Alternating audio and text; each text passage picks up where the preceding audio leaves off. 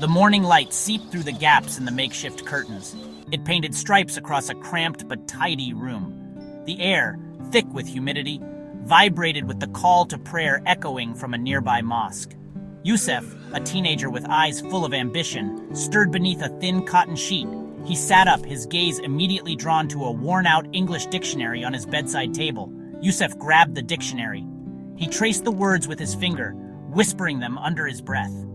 His lips moved, forming sounds both foreign and familiar. This was his ritual, his escape from the harsh realities of his life in Al-Zaya, a district in the heart of Cairo. He dreamt of a world beyond the crowded alleyways and the stifling poverty. The dictionary held the key to his dreams. Yusuf yearned to become an interpreter, a bridge between languages and cultures. He envisioned himself in grand hotels, translating for foreign dignitaries and businessmen. He saw himself breaking free from the shackles of his circumstances, his voice carrying weight and respect. Yusuf, still dreaming with your nose in that book? Hassan's voice, laced with a mixture of affection and exasperation, jolted him back to reality. She stood at the doorway, her face etched with the hardships of a life spent battling poverty. Her hands, rough and calloused, held a tray laden with a simple breakfast of bread and full madams. Dreams won't put food on the table. We need you, Yusuf. Your sister needs you. You need a real job, something that will help us survive.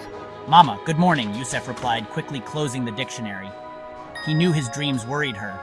Hassan, a woman of pragmatism, valued practicality over flights of fancy.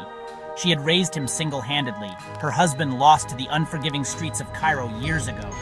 She placed the tray on the floor, her eyes reflecting a mother's love and a woman's weariness. Yusuf nodded, his heart heavy. He understood his responsibilities. He knew the weight of his mother's words, but he couldn't shake off the feeling that he was destined for something more. He yearned for a life beyond the daily grind, a life where his voice could make a difference. The streets of Al-Zaya were a sensory overload. The air was thick with the scent of spices, exhaust fumes, and the sweet aroma of freshly baked bread. Vendors hawked their wares, their voices competing with the honking of cars and the chatter of passers-by. Yusuf navigated the labyrinthine alleyways with ease, his sister Nadia perched on his hip. Nadia, with her mischievous grin and bright, curious eyes, was his constant companion. Despite the challenges of their lives, her laughter was a beacon of joy, a reminder of the simple pleasures that kept them going. He made funny faces, eliciting giggles from her as he bartered for fresh vegetables at a local stall. Fresh vegetables, best prices in Al-Zaya. Each sound, each smell, each interaction was a thread in the rich tapestry of Cairo. It was a city that pulsed with life, a chaotic symphony of human existence. And within this symphony, Yusuf clung to his dreams, his spirit refusing to be drowned out by the noise. Yusuf found solace in the most unexpected places. While waiting for customers at the small falafel stand where he helped out, he would pull out his worn-out English textbook. He devoured every word, committing grammar rules and vocabulary to memory. The other workers would tease him, their laughter echoing in the small, greasy space. Look at him, the professor, dreaming of speaking fancy English while we sweat over these falafels. Their words stung, but Yusuf refused to be discouraged. He knew that education was his ladder, his only way out of the cycle of poverty. He would close his eyes, imagining himself in a different setting.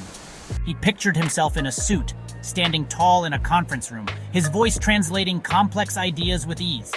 The aroma of falafel would fade, replaced by the scent of fresh coffee and the crisp air of an air-conditioned room. It was a dream, fragile yet powerful, fueled by his unwavering determination.